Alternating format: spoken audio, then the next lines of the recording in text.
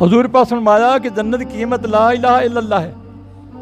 जन्नत की कीमत क्या है? ला इलाहा इल्लल्लाह, ला इलाहा इल्लल्लाह, ला इलाहा इल्लल्लाह, ला इलाहा इल्लल्लाह, ला इलाहा इल्लल्लाह, ला इलाहा इल्लल्लाह। जन्नत की कीमत क्या है? ला इलाहा इल्लल्लाह। मोहम्मद सल्लल्लाहु अलैहि वसल्लम मेरा इश्क है। तो जिस शख्स ने ज़िंदगी में सरकार दो वसल्लम से इश्क नहीं किया, उस शख्स ने खुद को जिंदा ही जन्नत में डाल दिया।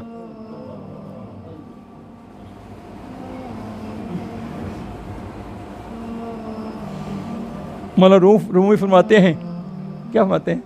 कहाँ है पर्दा, किधर है मख्फी, कब एक इसका मुखड़ा यानी अलका में है। अल्लाह,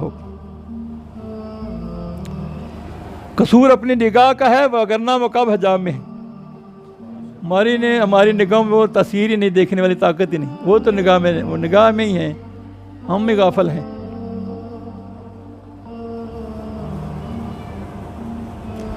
कोई है मेरे सनम जैसा? मेरे सनम को देखना तो दूर की बात है, उसका ख्याल भी इबादत है। सल्लल्लाहु अलैहि वसल्लम हैं, उनके ख्याल में रहा करो यार, मोहब्बत में रहा करो इंशाल्लाह।